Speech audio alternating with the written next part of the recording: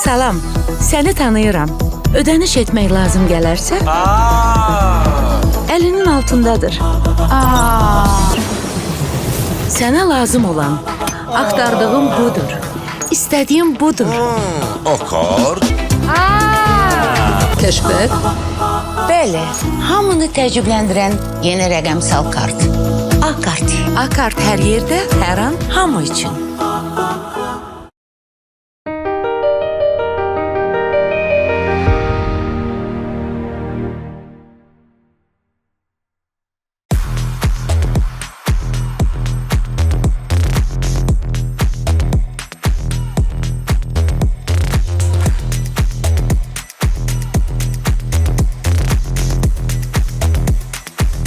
Dostlar salamlar. Salamlar. Söhbətgahın yeni mövsümündə xoş gördük sizi. Xoş gördük. Əlimin arzusu yerinə yetdi. Mikrofonları dəyişdik. Görək bu arzu nə vaxta qədər davam Manifest edəcək. eləmişdim. Amma burada həm də biraz o şey də var. Halo effekti var. Yəni bunu sənə satıblar əslində. Yəni sən başqa reelslərdə və ya podkastlarda bu tipli bir glamur videolar görmüsən. Və demirsən ki, bizdə də qəşəng ola bilər. Biz də qlamırıq da. Hə, okey. O mübahisə olunmur. Amma bunu əslində sənə satıblar. Yəni sən patronların pulunu bax öz halo effektinə Qurban vermisən. öz halo effektinə qurban vermisən. Rafiq Ləzgiyev, xoş gəlmisiniz. Xoş gəldiniz. Və bu gün biz satışdan, satmaqdan və ümumiyyətlə baş verən proseslər, dünyada baş verən proseslərdən danışacağıq. Elə verilişdən öncə də bunu deyirdim. Deməli, yerli su brendlərindən birinin Estoniyada marketdə məşhur İtalyan brendi ilə bərabər satıldığı, bir neçə sent aşağı, amma bərabər satıldığını gördüm. Ki bizim suyumuzun dadı onlardan geri qalmır, həm tərkibinə görə, mineral tərkibinə görə və s. Çünki mən aktiv olaraq o suyun istifadəçisiyəm. Amma mən gördüyüm nə idi? Bir, qablaşdırma o deyil. İki, logo o deyil. Yəni köhnə fontdan istifadə olunub. 3 Azərbaycan Respublikasına əlavə Naxçıvan Muxtar Respublikasında yazıblar. Bu heç bir, yəni bir eston üçün heç bir məna ehtiva etmir. Və yekunda mən yenə də Tallində o suyu alırdım da, yəni özümüzünkü deyə alırdım. Niyə bizdə bax bu işin içərisində demirəm hər şey istehsal eləməliyik ki, mən bu LinkedIn-də yazdığınız status məsələsini bir müzakirə eləmək istəyəcəm, amma niyə görə bizdə bax istehsal olsa da belə sudda istehsal olunur, neçə illərdir istehsal olunur və s. Bunun qablaşdırılması o deyil. Hətta mən indi yenicə isti su satışa çıxıb, onun nə qablaşdırmasını, nə də loqosunu bəyənmirəm. Elə bil ki, tez bazar əlim yandı, dolduraq bunu sataq kimi olub da. Yəni bu nə bilim bu məşhur İsveçrə mineral suları ilə bərabər ola biləcək bir sudur. Qablaşdırmasına baxırsan elə bil ki, Naxçıvandakı o həmin su ilə elə eyni şeydir. Yəni loqonu çıxart, ona oxşayacaq. Niyə belədir? Biz niyə bunu edə bilmirik? Sir harda gizlənir? Əvvəla təbrik edirəm yeni qrupu ilə bağlı. Və bu sifətdə də mənim olduğuna görə bu xüsusi xoş bir şeydir. Satışla bağlı əslində yəni mən Azərbaycanda artıq 4 ildir fəaliyyət göstərirəm. Mən bundan qabaq 15 ildən çox demək olar ki, Türkiyədə yaşadım, orada işlədim və oradan da bütün MDB ölkələrində getmək şansım oldu, orada işləmək şansım oldu. Amma Azərbaycanda mənim təcrübəm son 4 ildədir burada. Və mən də ilk bura gələndə biraz adaptasiya dövrüm çətin keçdi burada. Çünki həqiqətən Azərbaycan bazarı çox fərqlidir digərlərindən. Bir çox mövzularda biz individual yanaşırıq hər şeyə. Bizim təcrübələrimiz o biri ölkələrdə, xüsusən də məsələn Asiyanın ən qabaqcıl ölkəsi Qazaxıstandır. Hər kəs onlara şey eləyir, istinadən iş görməyə çalışır, onların təcrübəsini götürməyə çalışır. Bizim ən böyük dövlət Rusiyadır, oranın təcrübəsini faydalanmağa çalışır. Amma Azərbaycan demək olar ki, biraz Türkiyənin, biraz Rusiyanın, yəni biraz da az bir şey də Qazaxıstanın ortasında qalıb, yəni hərəsindən biraz bir şey götürüb, amma heç birinin tam şəkildə üzərinə getməyib. Satışla bağlı onu bura gələndə artıq mən gördüm ki, yox, burada başqa şeylərdir. Mövzu başqadır. Satış təlimləri bambaşqadır. Düzdür, satış təlimləri bizdə çoxdur. Mən gördüm, bu yaxşı bir şeydir. Amma satış adamları da çoxdur. Bununla bağlı gözəl, hətta nümunə göstərə bilərəm ki, bu Azad Qəhrəmanov var, Kamal Mahmudov var, sonra Seymur Rəsulov səhv eləmirəmsə, sonra bir digərləri də var. Hansı ki, həqiqətən də onların onların mən satış təlimlərində özüm şəxsən iştirak etmə şansım oldu bir-iki dəfə və videolarını izləmişəm ki, çox maraqlı satışçılar görür. Amma bizim problemimiz oradadır ki, biz satışla bağlı satış adamı yetişdiririk, amma professional satış adamı yetişdirmirik. Bizim problemimiz buradan qaynaqlanır. Mən nümunələrini sizə göstərəcəm ki, fərq nədədir. Professional satış adamı nə deməkdir? Mən Rusiyada özüm satış təlimlərinə qatılanda orada elə satış təliminə başlayanda birinci təlimçinin dediyi bu oldu ki, insanlar ikiyə ayrılır. Satış adamları və digərləri. Satış adamları da ikiyə ayrılır. Professional satış adamları və digərləri. Yəni var professional satış adamı, var digərləri. Professional satış adamı digərlərindən nə fərqlənir? Professional satış adamı hər şeyi satmağa qadirdir. Satmaq üçün onun problemi yoxdur. Yəni istəyir işlədiyi sferadan tut, işlədiyi yerdən tut ya da pozisiyadan fərqi yoxdur. Adam hər şeyi satmağa hazırdır. Yəni amma o banal bir ifadə var. Mənə bu qələmi sat. Ay sağ ol. O kimi. Hətta onunla bağlı bir maraqlı şey var. Bir sıra gəlsin danışarıq. Əslində da artıq dəyişdi, başqa bir yerə gedir. Bu da bu professional satış lazım. Bizdə bu yoxdur. Bizdə satış adamları əsasən bəlli bir sferada professionallaşır, orada işləyir və illərlə işləyir, uzun illərlə işləyir. Dünya praktikasında satış adamının eyni pozisiyada işləməyi 2-3 ildən yuxarı deyil. 2-3 ildən sonra hər 2-3 ildən bir şey dəyişir. Ya vəzifə dəyişir, ya yerini dəyişir. Eyni yerdə qalmaq, yəni o satış adamı üçün bir professionallıqdan qırağa çıxsan. Çünki həm də ki, nə qədər çox eyni pozisiyada işlədin, eyni səviyyədə qaldınsa, sənin artıq effektivliyin itməyə başlayır burada. Bizdə bu 5-8 ildir. O da ki, əslində 8-11 il imiş. Onda mən bunu araşdırmasını etdim. Bizi aşağı çəkəndə yaxşı ki, bu Z nəsil qoşulandan sonra bu satışın içinə, onlar bunu statistikasını aşağı çəkdilər. Daha yaxşılaşdırdılar. Çünki onlar o bizim köhnə Z nəsildən qabaq olanlar kimi eyni şeydə işləməyi çox sevmirlər. Tez-tez yer dəyişdirdilər. Bu biraz aşağı çəkdi statistikanı. Əslində bizdə çox uzun müddət eyni yerdə işləyirlər. Və bu nə səbəb olur bunlara? Eyni yerdə işləyib eyni şeyi öyrənirlər. Sonra bəlli bir vaxt keçir. Mən bunu hətta misal olaraq burada öz təcrübəmdən gördüm Azərbaycanda. FMCG sektorundan sizə bir nümunə göstərə bilərəm ki, deyək ki, qida bölümündə işləyən bir satış təmsilçisi ya da satış müdürü var. Professionaldır, işini yaxşı bilir, illərdir yaxşı nəticə göstərir. Bəlli bir vaxt gəlir ki, həmin şirkətin qeyri-qida sahəsində bir boşluğu var. Görür ki, burada bu nəsə iş getmir, ya kadr yaxşı yoxdur. Deyir, elə bu adamı mən götürüm bura qoyum. Bunun təcrübəsi var, illərdir bu işin içindədir. Bu buranı da inkişaf elətdirsin. Gətirir, yaxşı daha şərtlərlə görürlər bura ki, sən artıq bundan sonra qeyri-qida tərəfinə baxmalısan və cəmi bir ay keçir, nəticə olur bərbad. Çünki adam qeyri-qidanı necə satacağını bilmir. Adam öyrəşib illərlə qidada işləməyə, qidanı necə satmağını yaxşı bilir, amma qeyri-qidanın heç bir məlumatı yoxdur. Bu da nəyə gətirir ki, bizim o professional satış adamı mövzusuna gəlib çıxır ki, biz bunu yetişdirə bilməmişik professional şəkildə. Burada şirkət strukturunun dediyiniz məsələdə böyük ehtimalla şirkət strukturu məsələsi də var da. Məsələn, indi biz aparıcı holdinqlərin içinə girəndə görürük ki, artıq agile timlərlə departamentlər ayrılıb, departamentlərin içində çox yaxşı şöbə bölgüsü var. McKinsey gəlir, audit edir, deyir, bu belə bölmə, belə böl. Amma o McKinseylər gəlməsə ya da ölkəmizin aparıcı holdinqi bu şeylərə maliyyə yatırmasa, bu tipli məsələlər olmasa, bizdə niyə iş adamları? Yəni mən yuxarıdan danışmıram da, orta və aşağıda Türkiyənin özündə bir sahibkarlıq formalaşıb. Yəni gedirsən, adamın 4 işçisi var, amma baxırsan ki, adam biznesmendir. Adam bazar adamı deyil.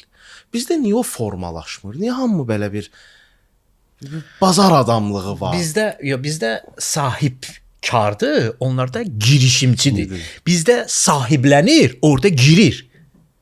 Mən fərqi belə görürəm. Yəni mən sahibiyəm də. Sahibiyəm də. Qardaş mən qərar verirəm. Bizdə axı marketinq qərar vermir. O sahiblik məsələn sədərəydə işləyir. Sədərəydə yaxşı pullar qazanırlar. O yaxşı oranın sahibidir də. Amma kimsə gəlir, məsəl üçün deyir ki, mən startapla məşğulam. Okey, mənim işim tutaq ki, getmək Avropada mən bunu partladacağam startap. Okey, içəri girirsən, bu bazar adamıdır. Bu adam hələ şey olmayıb, çox qlobal şeylərdən məlumatı yoxdur. Doğrudur. Bu çox gözəl bir sualdır, bazar adamlığı. Mən bununla bağlı da əslində öz təcrübəmdən yola çıxaraq dediyim kimi o MDB ölkələrində çox şey gördüm. Bundan əvvəlki mövzunu bir yekunlaşdırsaq, təlimlərlə bağlı şirkətlər təlim keçirdiyini deyirlər. Mən də gördüm bunu. İldə ən yaxşı halda bir dəfə keçirirlər. Təlim metodu belə bizdə səhvdir. Nəyi səhvdir? Bizdə speaker gəlir, bir prezentasiya açır, göstərir bir şeyləri, danışır və çıxır gedir. Sonra bunu əyani şəkildə heç kim Tətbiq etmir. Və zaten statistikada nə göstərir ki, 3 həftə sonra təlimdə öyrəndiyinin 70%-dən çox yadından çıxmış olur sənin, 1 ay sonra 90% yaddan çıxmış olur. Ən yaxşı halda, yəni ən ideal 10% yadda saxlayırsan. O təlim boşa getmiş oldu. Biz təlimdə şirkət bizi göndərəndə, biz iştirak edəndə bizi futbolcular necə kampa giririk, kampa salırlar bizi 3 gün. 2 gün bir oteldə. Səhərdən axşama qədər oteldən çıxma şansın yoxdur. Sabah 9-da başlayır, axşam 6-ya qədər durmadan davam edir və əyani şəkildə, həm praktik, həm əyani şəkildə professional çəkiliş qrupu gəlir ora. Hər şey çəkirlər kamera və hətta oraya şey qoyurlar, termal kamera qoyurlar ki, sənin bədən istinliyi belə ölçüb sənə desinlər ki, sən harda həyəcanlandın, hansı həyəcandan sonra sənin özünü itirdin və o effektiv olmadı sənin şeyin. Bizdə bu metodlardan istifadə edən yoxdur. Bizdə stabildir. Gəlir bir təlimçi prezentasiyanı açır, slaytları göstərir, danışır, çıxır gedir. Bu effektiv vermir də bizə. Və bizim də komanda mütəmadi şəkildə o təlimi almasa və biz onu təlimlə bəsləməsək, ondan nəticə göstərmək mümkün deyil. Mənim burada bir sizinlə kommentim var. Mən məsələləri həmişə beynimdə belə çox böyüdürdüm.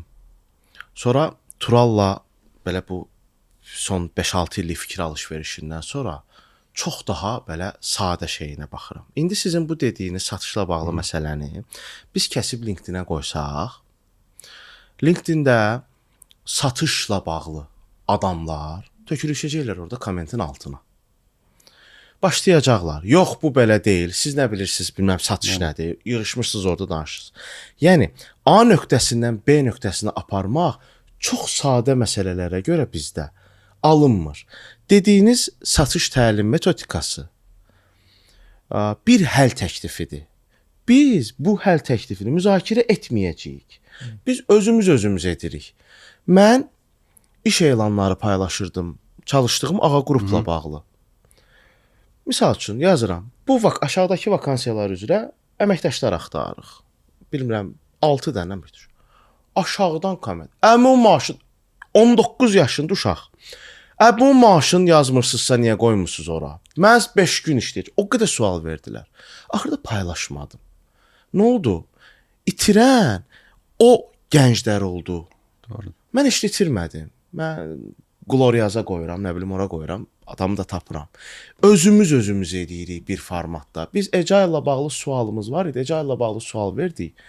Agile mütəxəssisləri bizim şəklimizi paylaşıb altına şey yazırdılar ki, bunlara bax bu Agile-la hücum eləyirlər. Bu məsələ mənə elə gəlir ki, çox sadə belə qəribə şeylər var da, satışla bağlı, bizneslə bağlı, düşüncə ilə bağlı.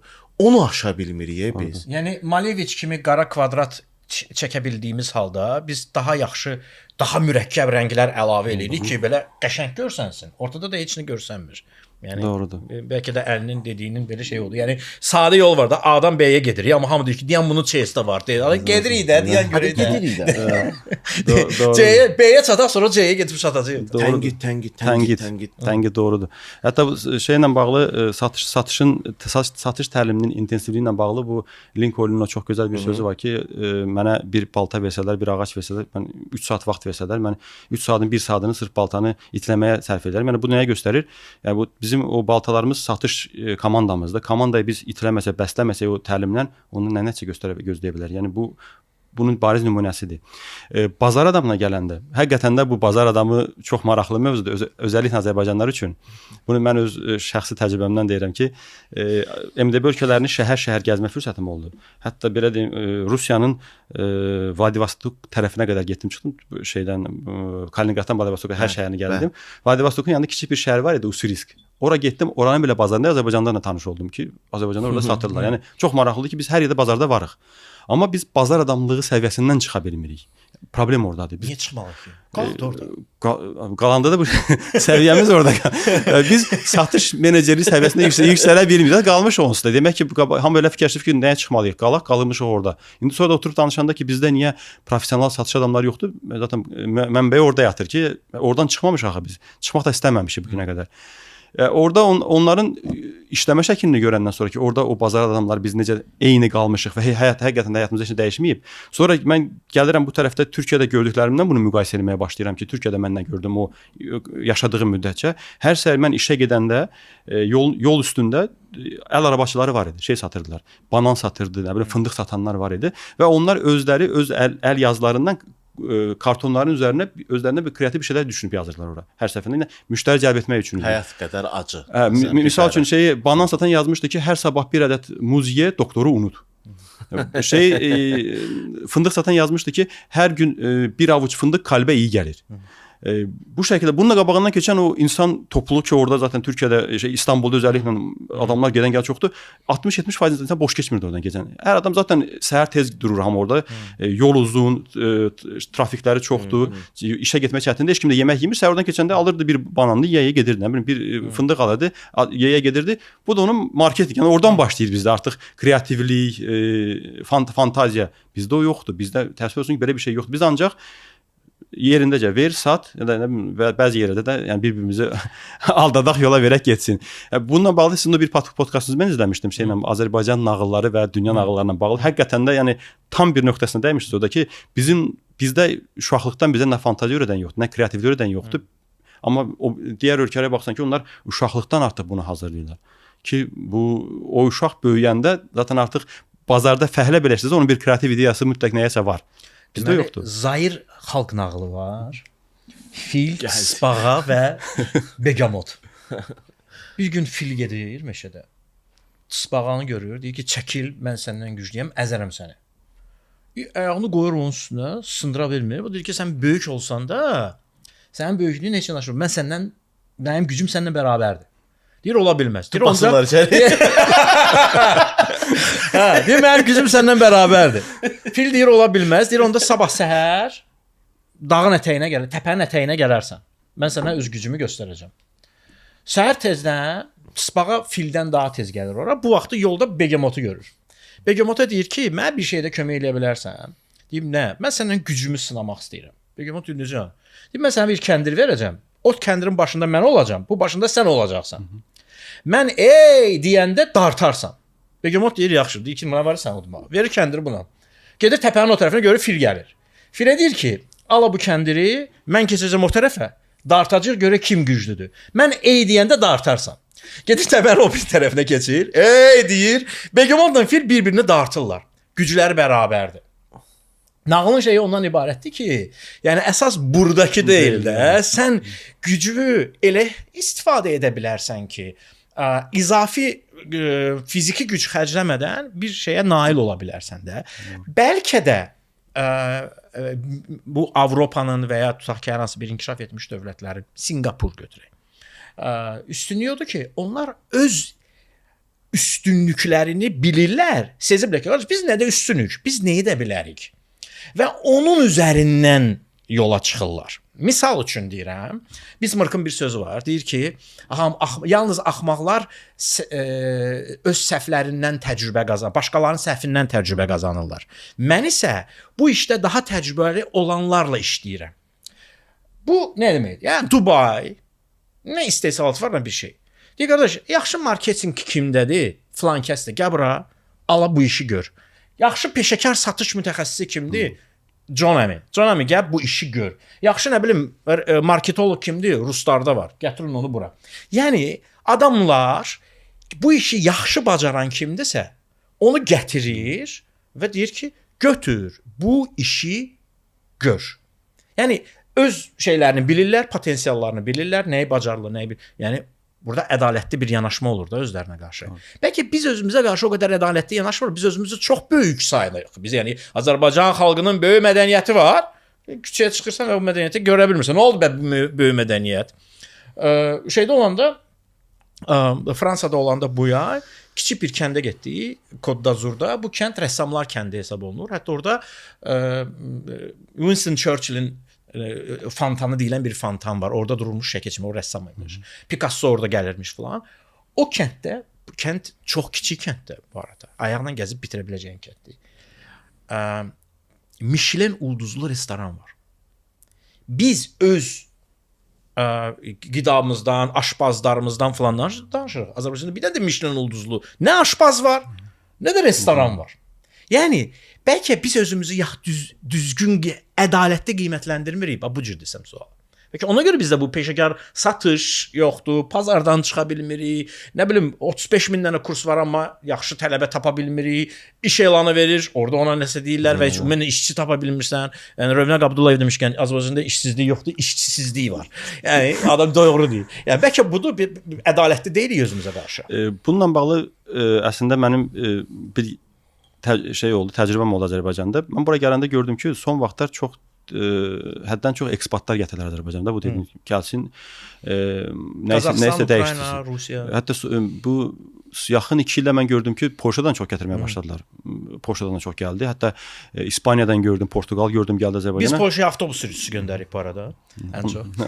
Onlar da bizə daha peşəkar adamlar göndərir. Portuqal da gəlməyə başladı. Yunan bazarında çox. Amma maraqlı tərəf odur ki, yəni buna biraz belə bu mövzuya geniş baxsaq, bu biraz piramida inşası kimi bir şeydir mənim gözümdə. Nəyə görə piramida inşasıdır? Piramida necə inşa olunur? Altı sağlam olur, geniş olur, təməl sağlamdır. Üstü inşa edə gedirsə daşın ağırlığı deyirlər 150 tondur bir dənəsi. Nə qədər ağır olsa o yenə təməl sağlam deyə bunu qoruyub saxlayır və 10 min illərlə bəlkə də ayaqda qala bilir bu heç bir problem olmadan. Bizim Azərbaycanda o piramida tərs tikilir bizdə.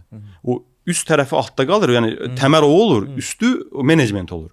Problem buradan qaynaqlanır. Mənim müşahidəmdə belə olub. Bu nə deməkdir? Bizdə bir şirkət qurulur zamanında, kiçik bir şirkət olub, təməl ona uyğun olub zamanında. Sonra şirkət getdikcə böyüyür, amma təməl dəyişmir. O təməli sağlamlaşdıran yoxdur. Eyni təməl üzərinə qururlar o şirkəti. Şirkət böyüyür, artıq yeni işçilər əlavə olunur, yeni menecment gəlir, hətta ekspat gətirirlər, yeni sistem gətirirlər, amma təməl eyni qalıb. Heç nə dəyişmir təməldə. Onu dəyişən yoxdur. Və bəlli bir vaxt sonra artıq o yükü qaldıra bilməyən təməl çökür şirkət. Ondan sonra da oturub deyir ki, görəsən biz harda səhv elədik. Əslində o aşağıdan başlamaq lazım idi. Biz tam tərsi yuxarıdan başlayırıq hər şey qurmağa. İndi bu qıraqdan gələnlərlə bağlı ki, bunlar həqiqətən Azərbaycana lazımdır. Çünki onların təcrübəsindən biz istifadə etməliyik. Onların təcrübəsindən bizim gənclər istifadə etməlidir, öyrənməlidir ki, sonra biz də onu özümüzə tətbiq eləyək. Bu arada dünya statistikasında ekspatlar ümumi bir ölkənin 5%-dən yuxarı olmamalıdır. Yəni 5% normaldır, idealıdır. 5-dən yuxarı çıxanda artıq bu çox olur. Yəni bəs özünkülər. Özünkülər nə olacaq bunun axırı? Bizdə amma bir ara çox idi, hədsiz çox idi bunun rəqəmləri. Bu adamları Azərbaycana gətirmək mənim gözümdə 21-ci əsrdən bir adamı götürüb gətirib orta əsrlərə qoymaq ki, sən 20-ci əsri görübsən, orada yüksək texnologiya görübsən, internet olub, telefon var, o var, bu var. İndi gəl orta əsrdə bunu bizə tətbiq edə, biz də bunu inkişaf etdik. Yəni bu adam tamam onu görüb də onu burada gəlib yenidən telefon sıfırdan ya da bir internet qura bilməz, mümkün deyil tək başına. Bizim şirkətlərin gözləntisi bundan budur. Gətirir bura, adamı da gətirirlər, qabağına qoyurlar, şirkətin bütün hər şeyini incələyir. Baxır ki, şirkətin altyapısı ona uyğun deyil, o deyil, bu deyil, amma adamın üçün nə fərqi var? Adam deyir, okey, mən sənə bir strategiyanı verirəm, gözəl də bir bunu prezentasiya şəklində sunur. Sən bunu eləsən, sənin şirkətin bu qədər qənaət edəcək, buradan bu qədər performans artacaq, bunu özünə adaptasiya eləməlisən.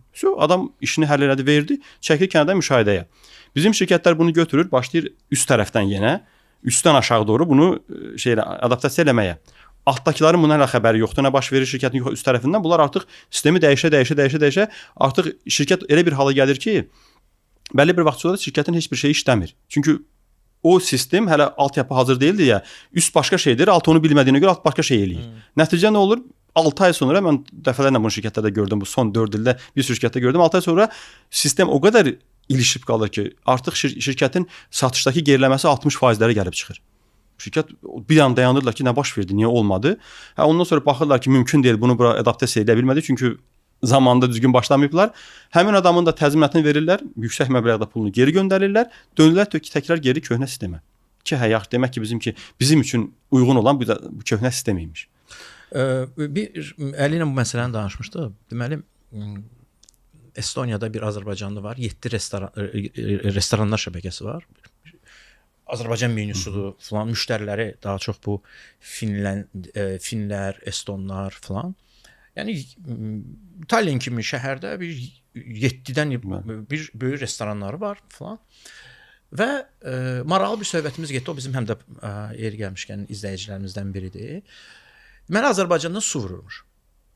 Ki, yəni mənim restoranımda Azərbaycan suyu olsun.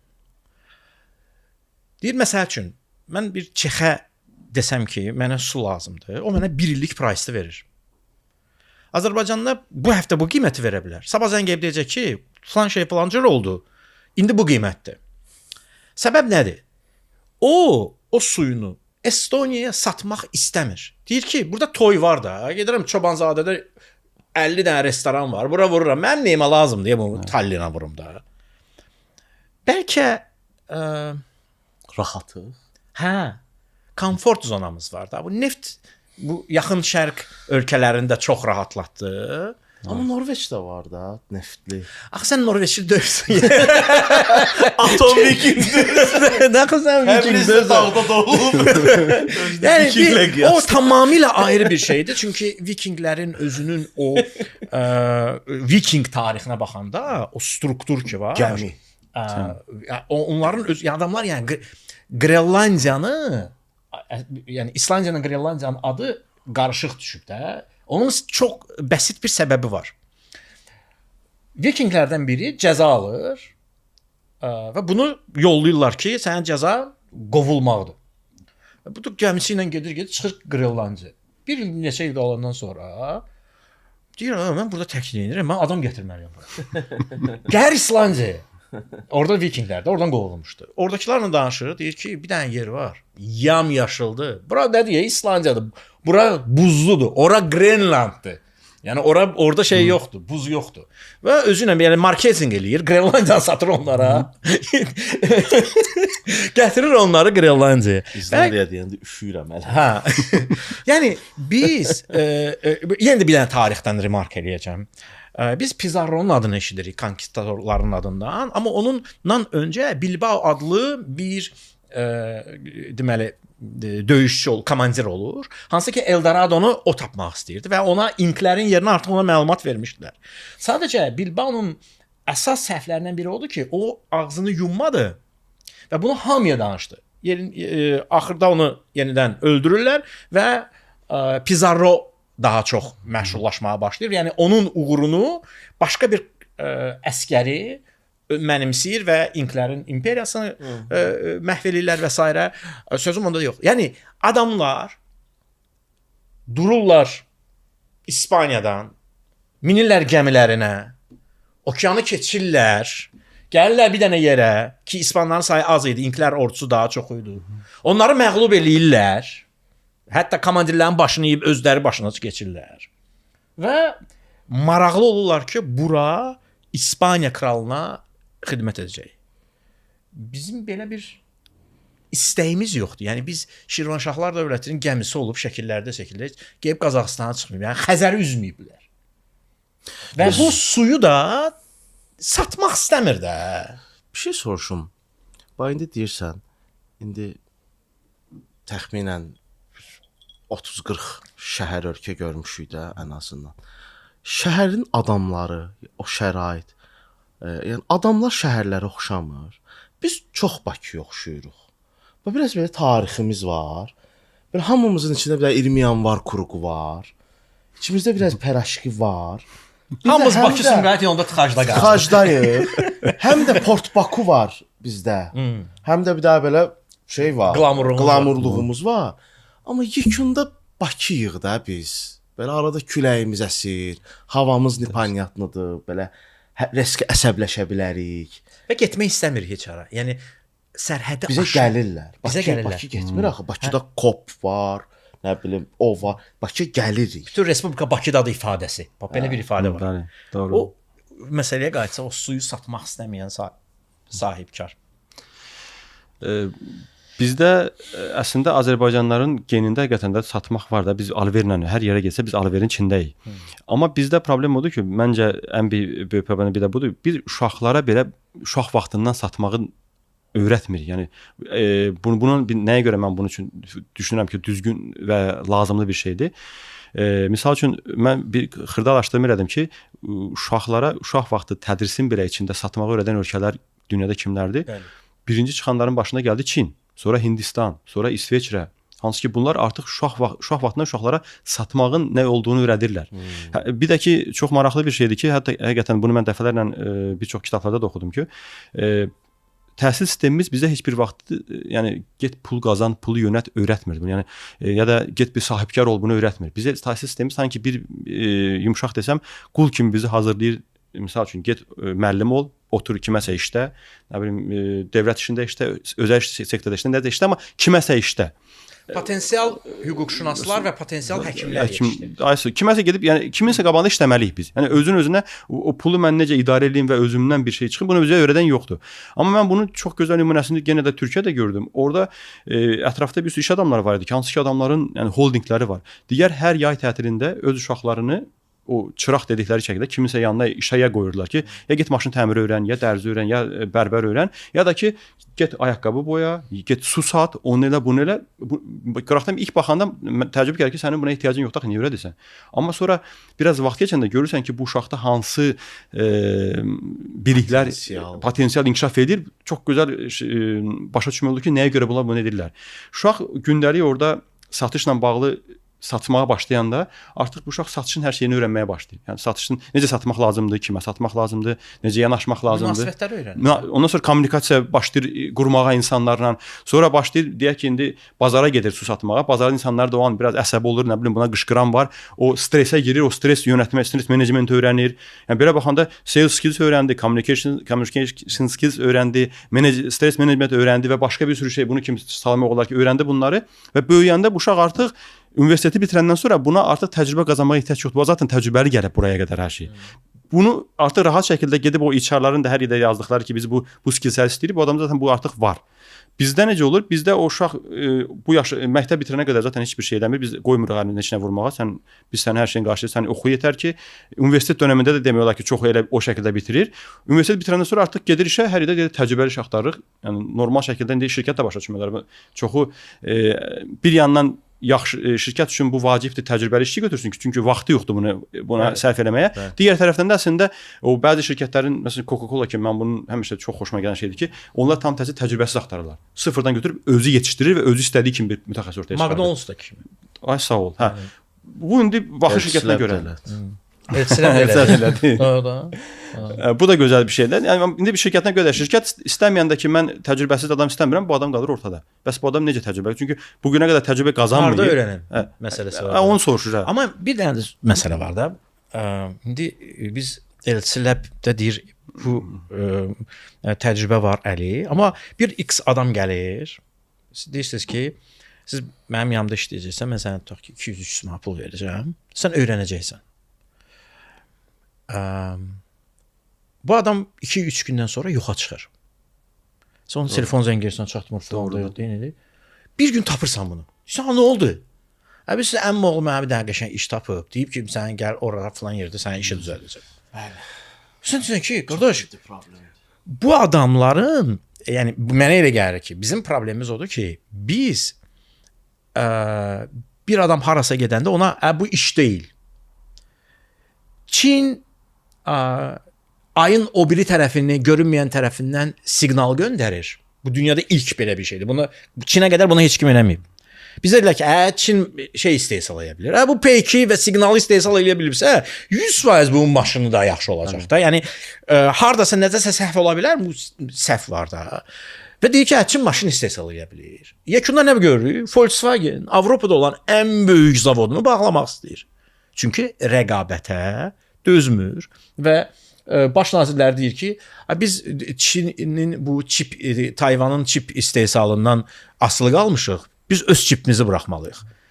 100 neçə ildir maşın istehsal edən, texnikası, texnologiyası, nələri olan ölkə deyir ki, biz indi çip istehsal etməyik çünki bizim asıllığımız var.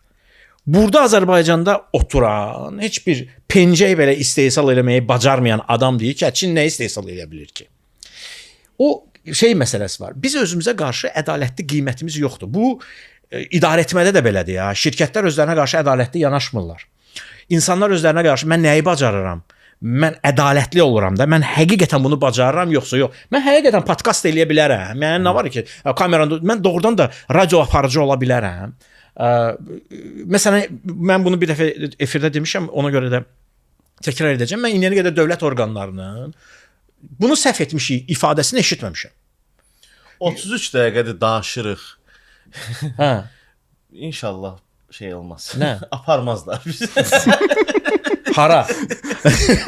Yəni heç kim səhvini etiraf eləmir də. vallahi, Tutaq beş dəqiqə var. ki, misal üçün indi COP var da. COP 29 olur. Hamı nəsə iş görür. Ora gedirlər, bura gedirlər, falan edirlər ki, bu COP Dubayda da olmuşdu da. Belə niyə orada mən Dubaya gedəndə mən o problemi yaşamamışam orada?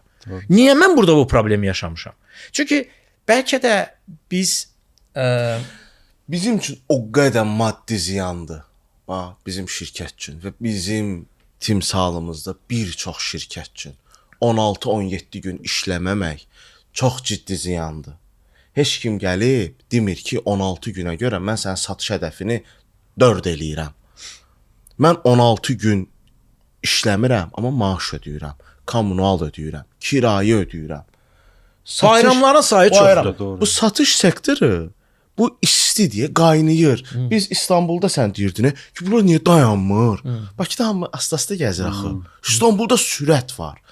Bu satış sürəti sevir. Bizdə gözdə təqib, ortalama təqib müddəti 112 gün. Hərdən belə hesabatda bu 112 gün təqib olar. Və hələ şey də olur. Bu yaxşıymış kimi. Halbuki yaxşı bir şey. Cost var orada. Cost of opportunity var, mənim. O var, bu var. Çox qəribə formada qəliz deyə belə İndi bax o dediniz təcrübəsiz adamı. Bax bu əmsi oğlu gəlir deyir ki, o neyirsən o işi? Nə bilim kitab mal eləyə bilmir. Əşi bu alverçilik pisdir. Valideynlərimiz dedi ki, alverçi adamdır ya o. Yəni onu bir daha klişə də vururuq onun alnına. Belə deyir, çıxış yolu nədir? Nədən başlamalı? Bu da yenə də bizdə mütəxəssislər yetişməməsi və biz də hər şey keçici gözlə baxır. Məsəl üçün satışda, taksi şoförü də bizdə hər belə şeylərə həmişə keçici bir iş kimi gözlə baxılır da bu günə qədər. Burada bir başımı qatım, sonra gedib özümə başqa iş taparam. Amma yəni xarici şeyə baxanda, təcrübələrə baxanda orada bir ofisant belə işə götürəndə və ya işə başlamamışdan qabaq ona elə təlimlər keçirilir ki, o adam artıq o işin professionalı həqiqətən halına gəlir və o adam burada o qədər inkişaf eləmiş olur ki, o müştərinin qabağına çıxanda, təklif verəndə və elə suallardan düzgün istifadə eləyir ki, səni məcbur edir ki, suyun yanında başqa bir şey daha istəyəsən, onu istəyəsən. Yəni onlar bu mənim işimdir. İşimdir, bəli, onu yetişdirir. Bizdə elə deyil. Biz hər şeyi satış təlimlərindən bağlı. Şirkətə yeni işçi alırlar işə. Mən bunu gördüm bu Azərbaycanda. Adamı bu gün işə alırlar, səhərsi gün adamın əlinə verirlər, deyir ki, götür bunu sat.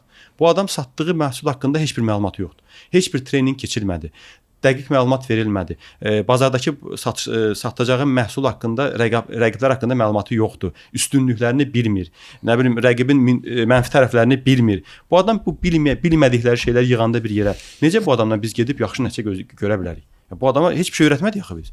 Yetişdirmədik bunu, mütəxəssis eləmədik. İşini təcrübəli bir edəmədik, amma gözləntilərimiz həmişə olur ən yüksək səviyyədə. Biz bunu səndən gözləmir eləməliyik. Hə, deməli özümüzə qarşı ədalətli check-up eləmirik də. Bir də data ilə işləməmək də. Yəni xüsusilə satıcının datasız işləməyi, çünki istər marketinqdən, istər presatış tərəfdən bu data gəlməlidir ki, bu adam hazırlıqlı getsin. Bu problem də var. Biz data daxil etmirik sistemə. Bir gəlinlik dükanı var idi. 3 mərtəbədir. Bu real case idi. Biz o vaxtı CRM-in data analitikasında öyrədirdilər. Bunun birinci mərtəbəsi ucuz, ikinci mərtəbəsi orta qiymətlərdir, üçüncüsü də premium gəlindi onlardır. Səhv etmirəmsə Londonda yerləşir. Bunların belə bir кейsi var.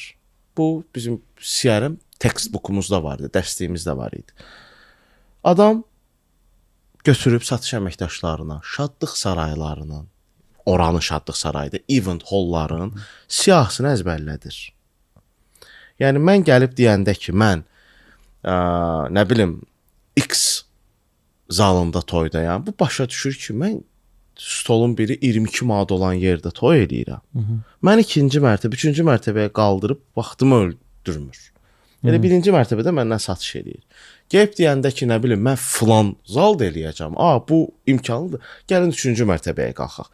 Çox sadə bir data verərək satış müddətini qısaldır. Bizə data məsələsi çətin. Müştəri verir. Mən Azərbaycanlı müştərinin data qoruduğunu inanmıram. Bizdə privacy yoxdur. Yəni girir elektronika şəbəkəsi satan mağazaya, deyir, qızım evlənir, gəlmişik cehiz alaq. Qızım evlənir, gəlmişik cehiz alaq. Böyük satış deyə sən buna hər şey satarsan. Amma o data işlənmir ki, bax bu adam evlənir. İndi belə bir sual ortaya çıxır. Satış əməkdaşına o funnelın ortasında girirəm də mən satışa. Bunun yuxarısında bu marketinqidir, nə bilim, SMM işləridir. Mən data verməyəndən sonra mən necə rahat satışa gedəcəm? Siz mənim ən yaralı yerimə birini toxundunuz. Həqiqətən Azərbaycanda data yoxdur demək olar. Yox, data, mən 4 ildə mən bu data ilə bağlı çox ciddi problemlərlə üzləşdik ki, hətta bunun fəsadlarına bağlı mən çox görüşlərdə bunu dilə gətirdim. Bizim böyük şirkətlər olsun, istəyir şəbəkə şirkətləri olsun, deyər ki, yəni qlobal şirkətlər Azərbaycana girməyə çəkinirlər data olmadığına görə. Adam gətirir bir investisiya qurur Azərbaycana, investisiyanı ölçmək üçün heç bir alət yoxdur. Necə ölçüm ki, mən bu investisiya nəticə vermədi. Və ondan əlavə də indi biz işin içində olduğumuzdan biraz məlumatımız var. O qlobal şirkətlərin işləmə şəklindən bağlı hansı ölkədə, məsəl üçün Nielsen kimi bir şirkətlərin olduğu bir ölkələrdə varsa da və orada onu rəsmi şəkildə məlumat ala bilirlərsə də, o ölkəyə qoyulan investisiya ilə Azərbaycanın kimi ölkələrə az da data yoxdur. Yəni uçurum var arada. Çünki onlar maraqlıdırlar ki, o Nielsen'in verəcəyi hər hansı bir raportda 1% belə vəziyyətini daha qabağa çəkmədən ötəri milyonlarla pul tökməyə hazırdılar. Azərbaycanda bu yoxdur deyə girmək də istəmir və maraqlı da deyil. Azərbaycanda sadəcə biznesi olsun deyə bir girirlər, məhsulu qoyurlar, öz axarında getsin də, gedər getməz özü bilər. Çünki bilir ki, həqiqətən də gətirib buraya mən nə investisiya qoysam, səhərsi günü bunu ölçmək üçün işlədi bilmirəm, çünki ölçə bilməyəcəm. Əlavə olaraq da lap da oldu, indi ilk səfərində girdin, alınmadı, yeni bazarda bilmirsən. Bəs yaxşı, mən səhvimi necə düzəldəcəm? Data verin ki, mən bilim müştəri nəyi tərcih edim, mən nəyi səhv elədim, marketinq aksiyalarını düzgün vermədim, satdığım məhsulun ölçülərində mi səhvlik elədim, yəni çeşidləmi səhvlik elədim, nəyi səhv elədim, data verin ki, mən səhvimi düzəldim, daha səmərəli iş görüm, vermirlər. Konfutsi deyir ki, zəngin olmaq istifadə etməkdir, sahib olmaq yox. Hamımız təxminən böyük supermarketlərdən alış-veriş edirik də. Ya bəlli loyalty proqramları yüklüyürük, ya kartımız üzərindən bizi tanıyırlar. Yəni orta bir ekosistemin içinə giririk. Sən sağlam qida alırsan, qara düyü alırsan, nə bilim, mango alırsan, o alırsan, bu alırsan. Bu günə qədər avokado. Bu günə qədər sənə sağlam qidalanma məsələləri ilə bağlı bir dənə kampaniya təklifi gəlib. O heç nə. Girin baxın gələn notification təkliflərinə. Bazar alveri 4% endirim var. Amma mən almıram onu. Əldə data var, özü özünə eləmir bunu. Bu boyda data var, yəni bank appini açırsan məndə, görürsən ki, bu adam bir ay ərzində travelda pul xərcləyib. Bakıya gəlmişəm. Sən görürsən ki, artıq Bakıda xərcləməyə başlayıb da. Ha, qayıdıb. Mən buna bir dənə deyim ki, qardaş, gəl sənə bir dənə kart açım. İçin travel'a çox gedirsən, burada mils vuracaqsan. Bir dənə də belə təklif gəlməyib ha. Yəni 40-a yaxın ölkə gəzmişəm və bəlli banklar var ki, orada mənim kartlarım və davamlı olaraq oradan istifadə edirəm. Biri bir dənə mesaj yazmayıb ki, sən həmişə gəzirsən, hər ay gedirsən bir yerə. Gəl sənə bu kartı verim. Doğrudur. Yəni o data var da səndə, istifadə elə də. Mənim kimi 10 minlərlə adam var Azərbaycanda. Şəbəkələrdə data ilə bağlı mənim bir maraqlı təcrübəm oldu. Rusiyada təcrübə mübadiləsindən bağlı getdik orada. O yəqin ki adını Pyatorchka marketə şəbəkəsi. Yəni bizdə indi deyək ki, böyük şəbəkələr var aslında. Birinin 300 nöqtəsi var, birinin 100 var. Ən yaxşı halda 1000-dir. Ondan yuxarısı, yəni 1000-1200 arası dəyişən biri var, böyük şəbəkə. Orada o Pyatorchkanın mənim olduğum vaxtda 35 min dənə mağazası var idi və hər ildə 1000-ni açırlar. Yəqin ki, bəlkə artıq 40 mini keçmiş olar.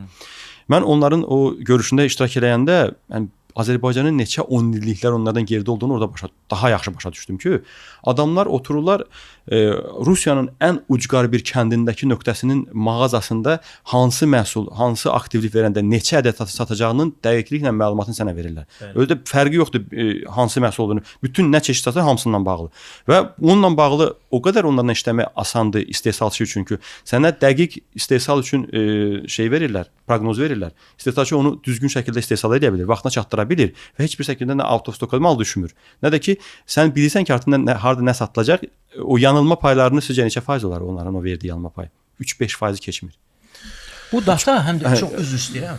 Bu data həm də sənə imkan verir ki, bu şəhərdə insanların qidalanma və ya həyat tərzini ölçəsən ki, bu cəmaət burada nə edir? O şey var, deyir, data sən o Google-un search-ü Ümumdünya Sağlamlıq Təşkilatının və ya Səhiyyə Nazirliyinin verdiyi ki, ondan daha tez gəlir də. Çünki girib axtarsan qızdırman var. Qızdırman var. O deyəsən nəsə var da. Yəni bu data sənə deyir ki, bu regionda, Nizami rayonu regionda cəmaət nə yeyir, nə içir? Burada bir dənə kafeteriya var. Kafeteriyanın tini döndün, bax burada düz tindədir də. Düzdür? Kafeteriyanın döndüm bura, bitdi. Bir dənə qapıdır, yazıb kofe. Arkadaş bu yəni burada var da. Mən sənə niyə girim də?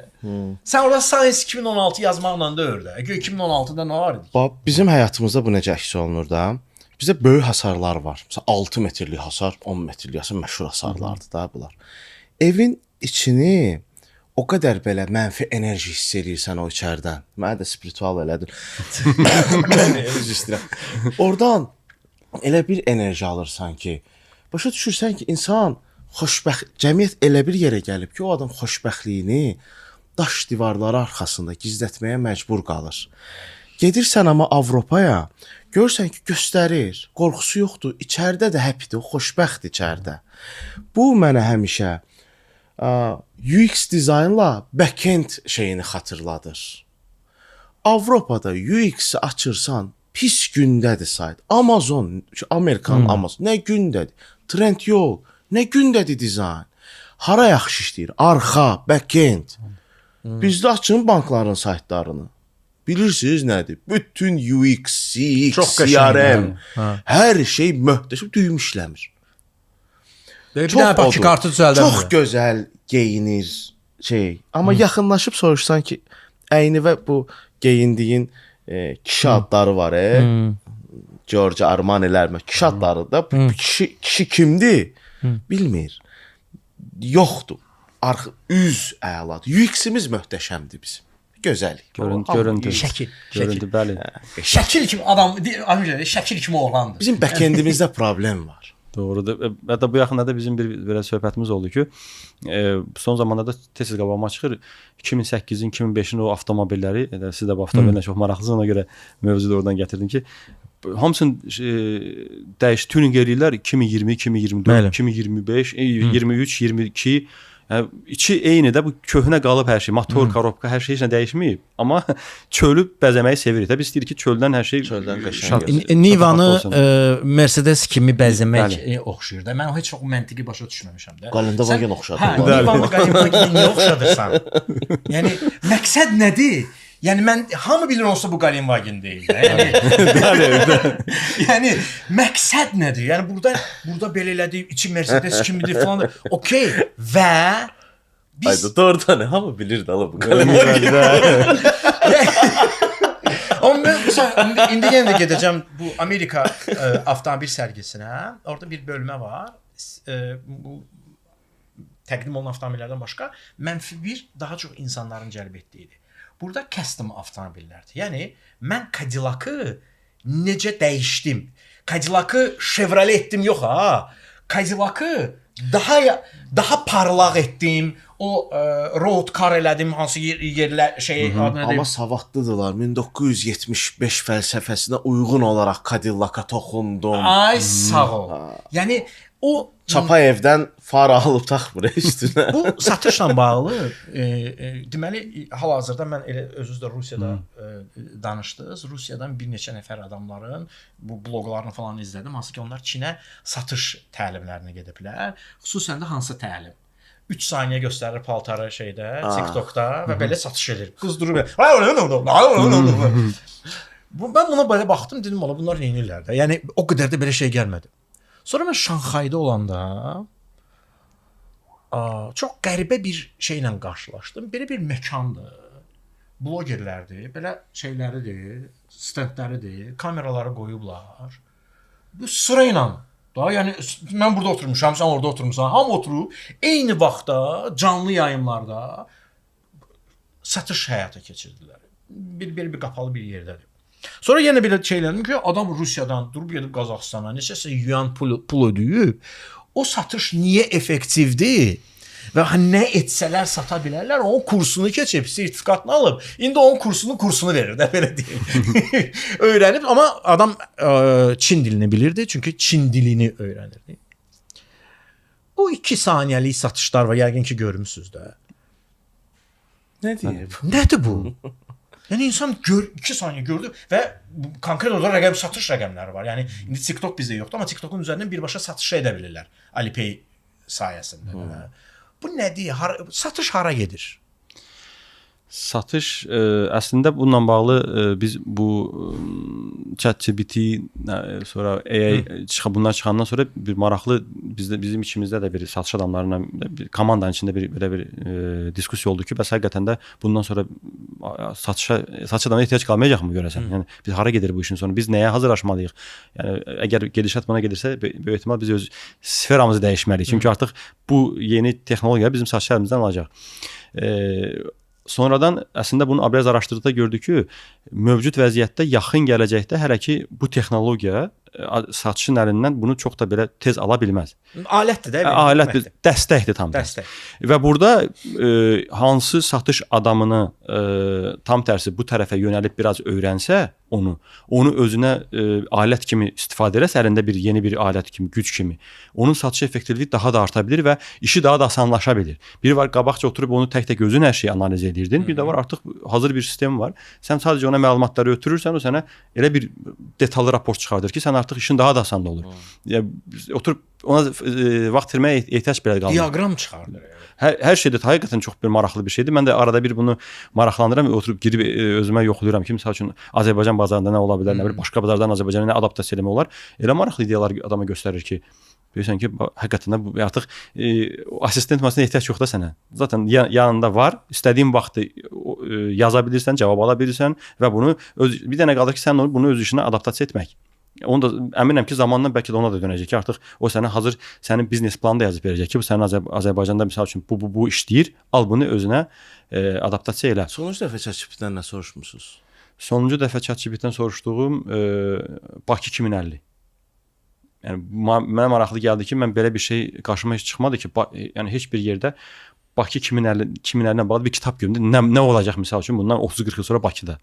Yəni belə bir şey soruşdum, belə o qədər bir maraqlı şeylər yazdı ki, Bakı ilə bağlı. Hətta mən özümə fikirləşirdim ki, yəni bu belə bir şey təxmini varsa da bununla bağlı demək ki, hətta LinkedIn-də bir posta paylaşmaq olar ki, yəni Bakı 2050 yoxdur belə bir şey, amma heç kim buna girməyib detallı, amma nə gözləyə bilər? Yəni Bakının. Dubai 2040 planı var. Deməli, Dubai indi çirkli şəhərlərdən bir sayılır havası. Niyə görə? Həm qum var, səhra var, həm də tikinti, toz olan şeylər var. 2040 planına görə Dubai olmalıdır 0 atqılı bir şəhər və hər gün Dubaidə hər gün 500 ağac əkilir. Hər gün, yəni sistem necə qurulub və bu davam eləyir. Yəni çak indi ən böyük aeroport tikilir də orada. Əl Maktum adlı aeroportdur. Yeni bir ekosistem yaranır filan. Sonra bu Özgür Baykutun tövsiyə etdiyi Blood and Oil kitabını oxudum. Bu Şahzadə Salman haqqında. Adam vizyonu var, amma adam amansızdır da. O qoyuram o kənara. Şərq adamları zaten amansız olur bilər. Amma adamın bu Amerika jurnalistlərin, tədqiqatçıların yazdığı bir kitabdır. Adamın vizyonu var. Adam deyir ki, bu neft oynayan bir şeydir. Dubai mənə gəlib keçib, Qətər mənə gəlib keçib. İqtisadi inkişafda Oman mənə gəlib keçir filan.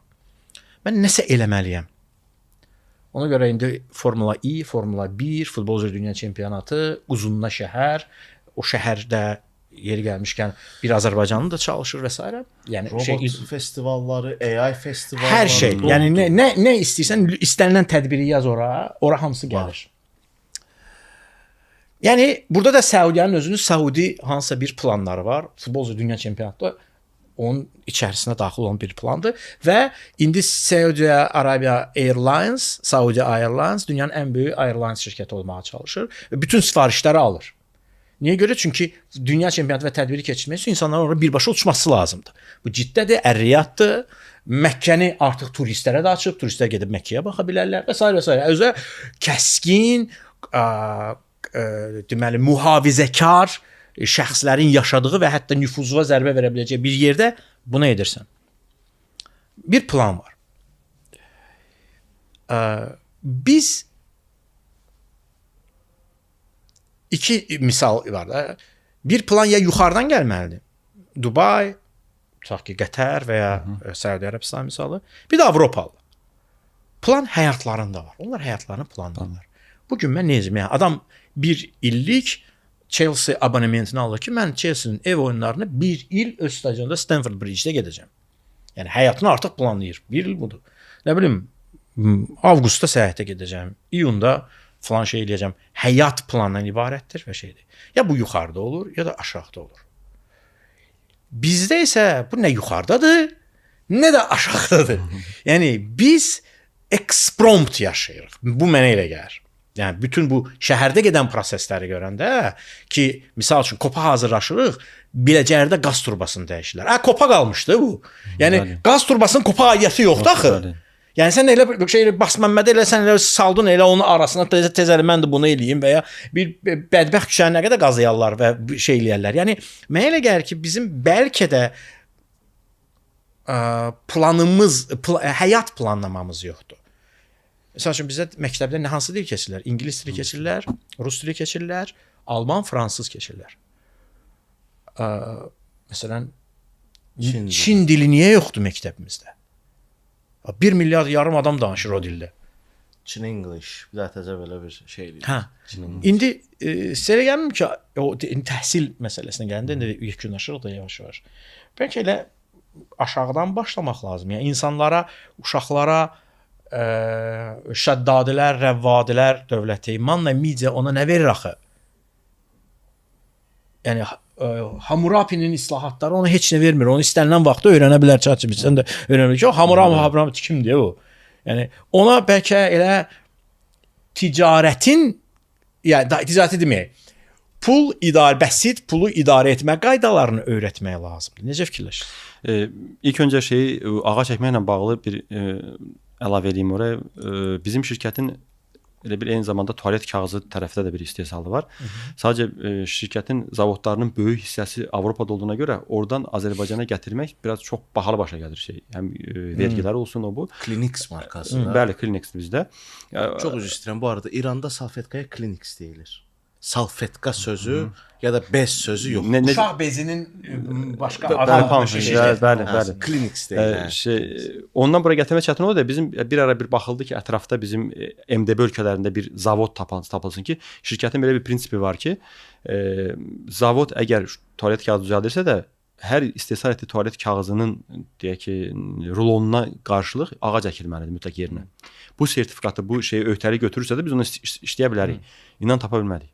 Bir dənə zavod, yeganə zavod tapa bilindi. Rusiyada bir Syktyvkar deyə bir şəhər var. Oranın zavod şeyi. Onu da indi dəyişə də bilmir, böyüdə də bilmir çünki başqa zavod yoxdur. Azərbaycana gəldikdə Azərbaycanda bir dənə belə bir yer tapa bilmədilər ki, bunu qarşılaya biləcək. Yəni ağac əkməklə bağlı çox ciddi problemimiz həqiqətən var. Bizdə ancaq qıraq dağdaq amma yerinə bir şey yoxdur. Yəni bu sizin sözünüzə qüvvət ki, bizim başımıza gəldi biz tapa bilmədik. MDB də tapa bilmədi biz bunu. Deyil Azərbaycanda. Yəni bu ağac əkməyin özü də bir planlı şəkildə və vizyonlu şəkildə olmalıdır.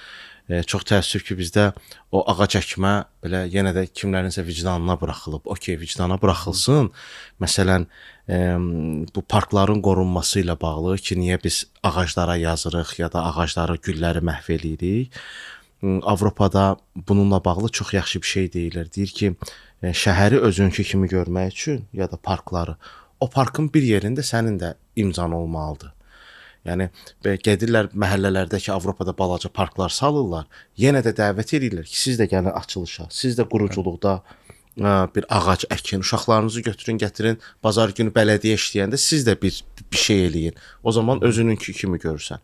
Amma ağacda plan da yoxdur, xəritə də yoxdur. Sənə dedim də, Côte d'Azur'da bir dənə ağac var, zeytun ağacı. 7000 ildə o ağac oradadır və indiyənə qədər bar verir. 7000 illərdə bir köpək onun ağlına gəlmir ki, bu ağacı kəssin.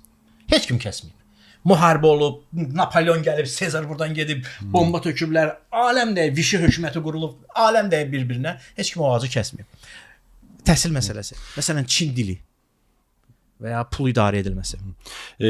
Bunların hamısının kökündə əlbəttə ki, strategiya durur da, bir plan, strategiya qurmaq. Bu bizim eyni zamanda sadəcə deyil dövlətdə, yəni təhsildə deyil, şirkətlərdə belə bu yoxdur. Uzun dönəmli bir kimsə oturdan sənə göstərsin ki, mənim yaxın 3 ildə, 5 ildə belə bir strategiyam var, belə bir hədəfim var, buna getməliyəm. Bununla bağlı mən bir araşdırma etdim. Dünyada çox məşhur bir xəstəlik var imiş məyərsə şirkətlərlə bağlı. Bu xəstəlik demək olar ki, onun simptomları olan xəstəlik rigor mortis xəstəliyi ilə belə. Bəlkə adını eşitibsiniz.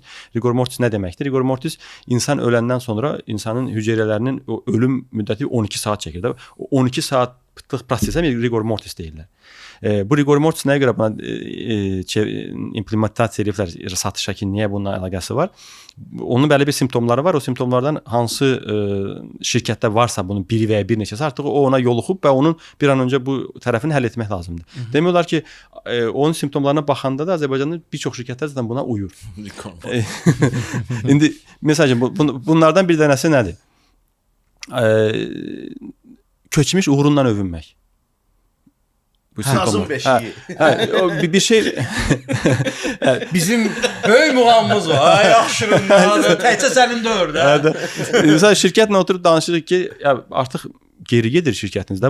Bunu innovasiya eləmək lazım. Millət 10 il bunu eləyir. Adamın tək o bildi ki, mən 10 il bundan qabaq bunu eləmişdim. Bax, sıfırdan başladım, şirkəti bu səviyyəyə gətirdim və belə böyümüşəm. Yəni ancaq keçmişdən bağlı danışır. Bu reklamları da özün göstərir. 50 ildir biz sizin üçün mayallaq aşırıq. Hala bildik də. Yəni Kalbasa reklamında zavod göstərir. Hə, niyə? Kalbasa göstərir. Drone zavodu məni.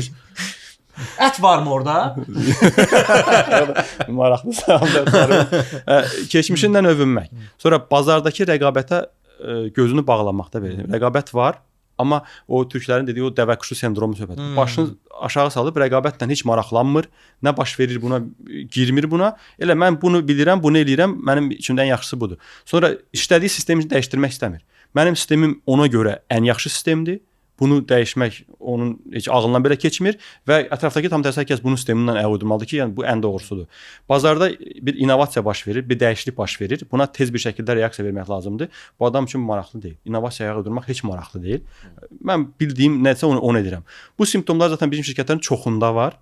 Çoxunda var. Bunu araşdıranda, içinə girəndə çoxu buna getmir və bu da sonuçta da gəlirik. Ondan sonra biz hansı strategiyadan danışa bilərik o şirkətlə? O şirkət heç maraqlı da deyil. Bax qələm deyirdinizə. Hə, qələm satmaq.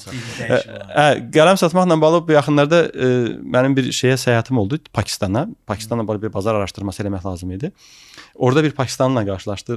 Belə o söhbət elədi ki, hər kəs deyir ki, qələmi sat, al qələmi şeylə. Biri yenə bir video göstərdi ki, orada söhbət necə gedir. Gördü ki, mən bu qələmi sat. Deyir, bu qələm deyil axı, bu birincisi markerdir. Hə, yaxşı, onda mənə markeri sat. Ondan sonra deyir ki, sənin markerə ehtiyacın var. Deyir, yox, prosta bunu mənə sat. Deyir, mən sənin ehtiyac olmayan bir şey mən nəyə satmalıyam sənə? Nəyə satım sənə? Adam belə bir duruqdur, cavab verə bilmir. Deyir, yaxşı, ehtiyacın yoxdursa da, yəni bu nədən qaynaqlanır? Mən müştərinin ehtiyacından yola çıxaraq gedib bir şey satmağa çalışıram. Ehtiyac olmayan bir şey nəyə satmalıyam ki, mən müştəriyə? Artıq biri var, qabaqca qələm sat deyəndə satmağa çalışırdılar. Artıq ona getmir hamı. Ehtiyac varmı? Həqiqətən istəyirsənmi? Ya da istəyirsən necə bir şey yaratmaq? Ehtiyac yaratmaq bu tamamilə insanın öz əlində. Bu da hamısı strategiyadan keçir. Bu satış təlimlərində bunun çox gözəl nümunələri var. Ehtiyac necə yaratmaq olar? Apple'ın ehtiyac yaratması. Aysa bu çox önəmli bir şeydir. Ya da buna ehtiyac var, yox. Ehtiyac yaratır. Bu yaratmaq çox önəmli bir şeydir. Kimi gətirdi. $450 xərcləmişəm. Bəli, çox doğrudur. Bu ehtiyac yaratmaqla bağlı həqiqətən də burada vaxt da şeydir, yetmir. Onunla bağlı çox gözəl danışmaq olar ki, elə satış təlimləri var onunla bağlı ki, tamamilə bir dəfə gedib müştərinin oturub danışandan sonra bu müştərinin ehtiyacını necə yarada bilərəm, müştəri özü belə hiss eləmədən sənin məhsulunu avtomatik müştəri özü istəyir. Bir dəfə. Bir şey eləyəcəm, o ehtiyac yaratmaq məsələsini, bu yenə də Tallində restoranın adı Armududur bu arada. Bütün dillərdə armudu oxunur da. Yəni çox yaxşı tapıb belə armudu stəkanı falan. Aşpazları Azərbaycanlılardır. Onlar gəlirlər, ailələri ilə vergiləri ödənilir falan. Nəsə, bunun bir restoranı Tallinn portundadır. Bu portdan deməli hər gün Tallindən Finlandiyaya gedir, Helsinkiyə gəmi var, oradan da bura gəlir. Yəni Finlər gəlirlər, Tallinnə gelir. Bax belə bir şey var da. Adam elə bir yerdə eləyib ki, gəmidən düşdün, acıyırsan da, restoran görsən, onu getdin, sənə dadlı yeməkdən falandan verir. Və sən tam səmimi deyirəm ha. Orda yəni yeməyi yeyəndə sən başa düşürsən ki, yox bu Azərbaycan yeməyi. Yəni həqiqətən dadlıdır. Çünki ümumilikdə Qərbi Avropada yemək o qədər də dadlı deyil. Cənuba doğru gedəndə İtaliyaya, Yunanistanda görürsən. Şimalda yemək dadlı deyil də. Yəni bunların sosiskası və s. var. Yəni Estoniyanın nəyi var? Estoniyanın daha çox texnologiyası var. Bir də almaları var vəssalam. Başqa heç nə yoxdur orada. Amma adam o ehtiyacı görür orada, o regionda. O ehtiyacı orada yaradırkən mən buradan düşəndən sonra yeyim və onun orada daimi müştərilər var. Axşam saatlarında ki mən orada şahid oldum. O dedi, təxminən 2 saatdan sonra mən onu o restoranda gördüm. Boş yer yox idi. Yəni əvvəlcədən rezervsizsən o restorana düşə bilməzsən. Amma buradakı şeydən Azərbaycandan şey almır. Su almır. Nəyə görə? Çünki yəni mən burada satıram da Bikə restoranına satıram da qardaş. Sən nə edirəm? Hətta mən bunun nümunəsini Pakistanda gördüm ki, məsəl üçün Pakistan deyiləndə insanın ağlına gəlir ki, geri qalmış bir ölkə. Bəli, çirkli nəsə belə. Çirkli, bərbad. Amma ora gedəndə biz gördük ki, əslində Pakistan çox da deyildiyi qədər deyilmiş. Oranın retail keçmişinə baxdıq. Marketlərin qurulma tarixlərinə 1911, 1970, 1940, 1930. Bizdə bir market hələ yəni 20 illik keçmişi varsa böyük bir şeydir marketdə. Distributor şirkətlərin qurulma tarixi 1970, 60, 39. Hətta o illərdə qlobal brendlər onların qanunlarına əlavələr belə etdiriblər ki, mal oraya gətirə bilsinlər deyə. Biz onları geri qalmış gözünə görürük, amma onlar bizdən çox əslində qabaqdadılar bu işdə.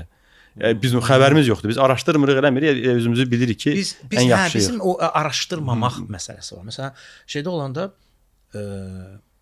İtaliyada olanda bir xalça dükanıdır. Yazıb Milanda. 1836-cı ildən xalça satırlar.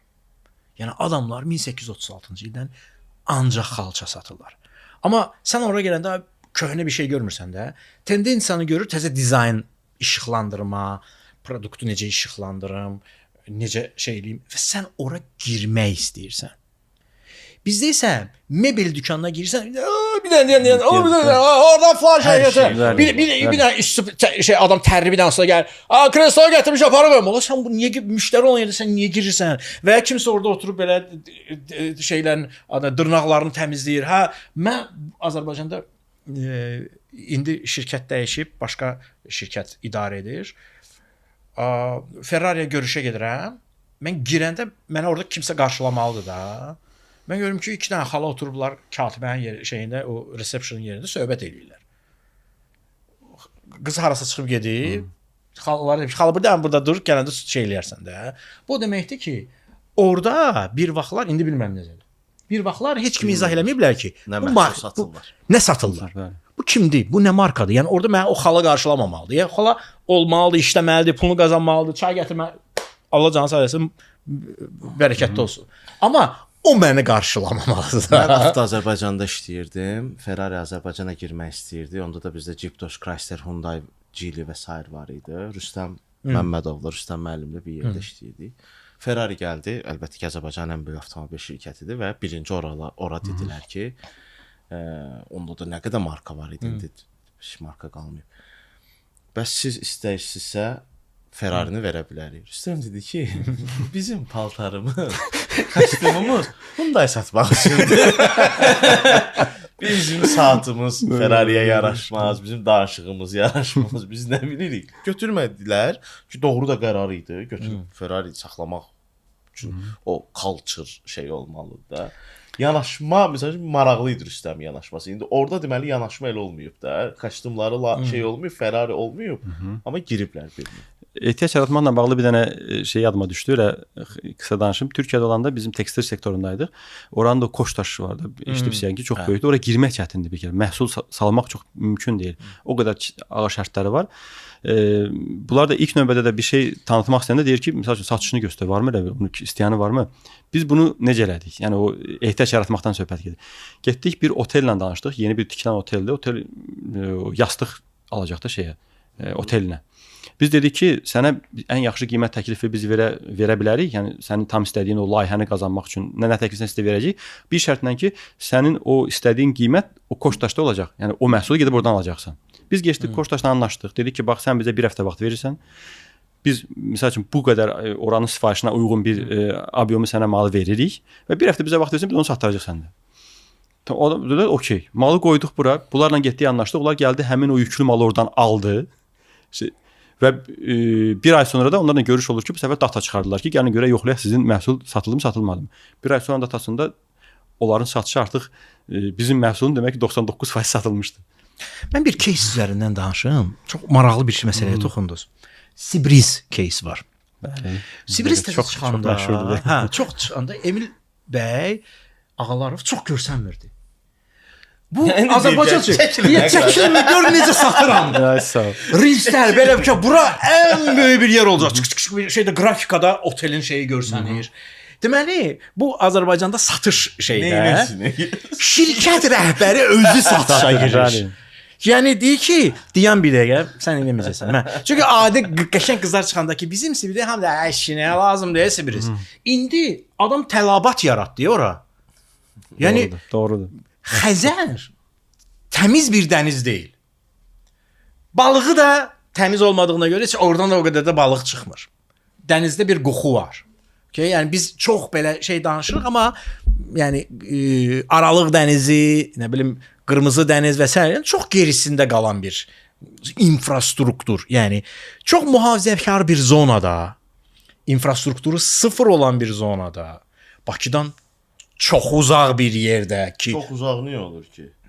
Yaxındır Bakıya. 25 dəqiqədir. onun üçün yol dəyişdilər bu arada. Onun üçün ayrıca yolu dəyişdilər. Əslində çox uzaqdır. Novxanı çox uzaqdır Bakı. Hövsan ondan yaxındır.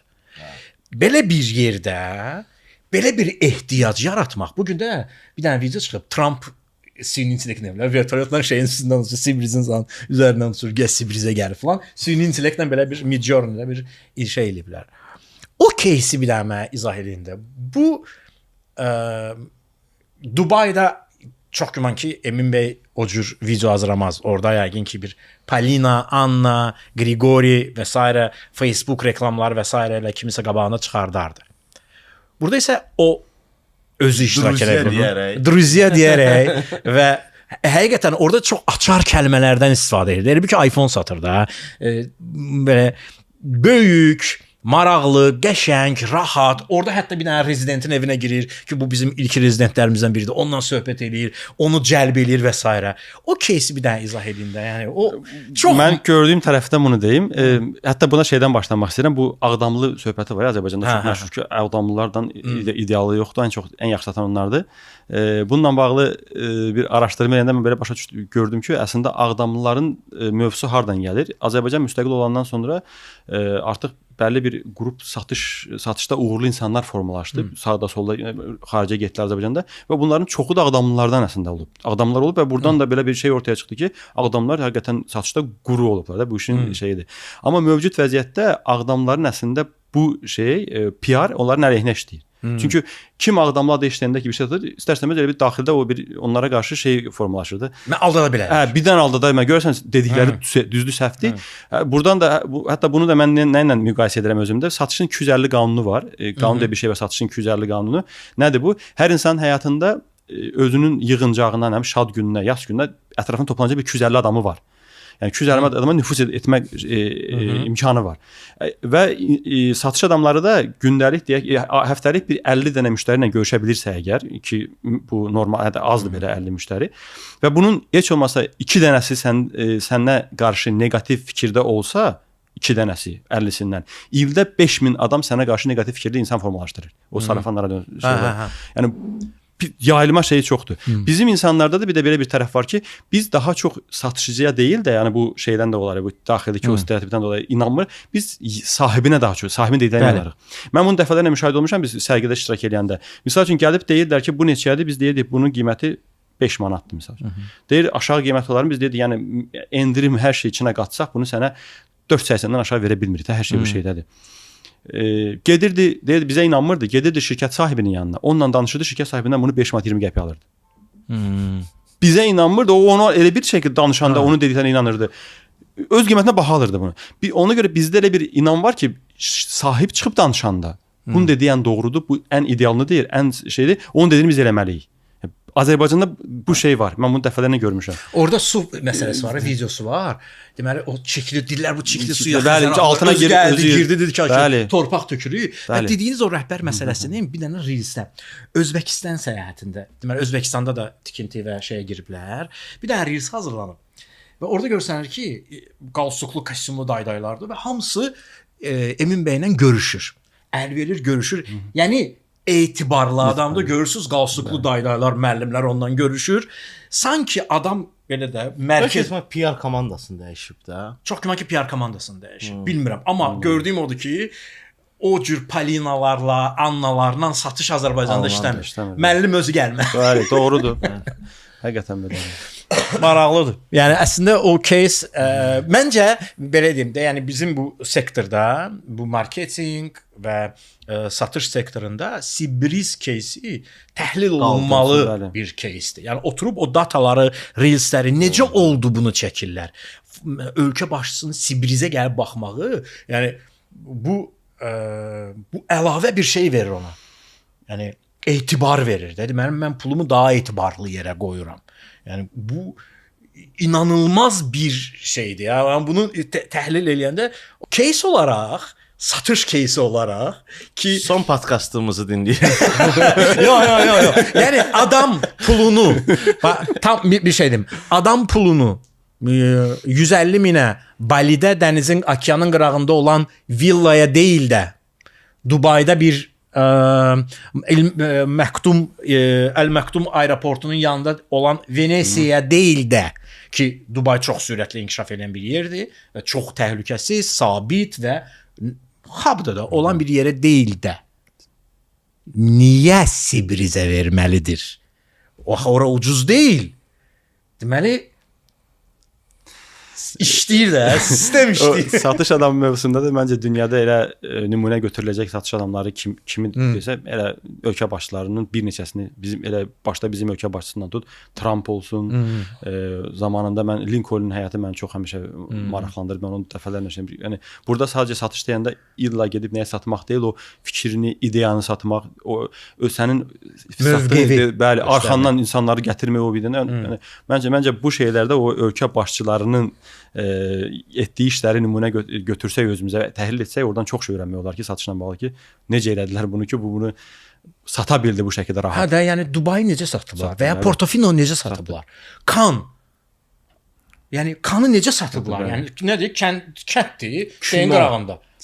Kino festivali, Berlin Kino Festivalının acığından yaradılmış kino festivaldır. Hamı gəlir, elə biz də gəlir, o qırmızıda dayanırsan belə şəkil çəkdirirsən də. Sən necə satıblar bunu? Və ya Monaco necə satıblar? Dünyada nə qədər kazino var? Belə öyrənci şeylərimiz çoxdur. Mən podkastı bir arzu ilə bağlamaq istəyirəm. Manifestləyir. Ali Sabancının bir çıxışına baxıram. Uzun bir çıxışdır. Uğursuzluğundan danışır ki, nə bilim 1 milyon orada batırdım, 10 milyon orada batırdım. Startup elədik, nə bilim 1 milyar lira filan şey oldu. Deyir, son şans olaraq Pegasus'u qurduq. Ümid edirəm son şans olaraq bir hava yolu şirkəti qura bilmə pulumuz olar bir gün. Yəni son şans olaraq hava yolu şirkəti qurub. Boeing'lər alır. Son şans. Hava yolundan bağlı mən Türkiyədə qarşılaşdım oldu ki, iş adamları, hansı ki bizim o ətrafda işlədiyim iş adamlarından indi bir yerə olurdu. Sərgiyə başqa bir ölkəyə gedəndə toplanırdı orada. Türklərin elə bir şeyi var. Hər sərgidən sonra bütün orada iştirak edən türklər toplanır Türk restoranına. Başqa yerə getmir. Türk restoranında orada söhbət gedir. Mən orada fürsət orada oturub qulaq asırdım. Onların demək olar ki 50-60%-nin arzusu o idi ki, mən indi şirkəti böyüdürəm. Biraz artıq pul yığan kimi bir samolyot alıb kirəyə vermək. Yəni ilk növbədə yəni buna yatırmaq ki, mən alacağam, bunu verəcəm ya hər hansı ya Türk Hava Yoluna ya birinə. Artıq mənə bir bəlli bir qazanc oradan şeylər qaranti edirəm ki, buradan mənə gələcək. Təşəkkür edirəm gəldiyinizə görə. Çox maraqlı idi. Mən təşəkkür edirəm ki, dəvətinizə görə. Və sizi yenə də gözləyirik. İnşallah. İnşallah. Görüşərik. Sizin o məşhur qismət olsun. Qismət olsun.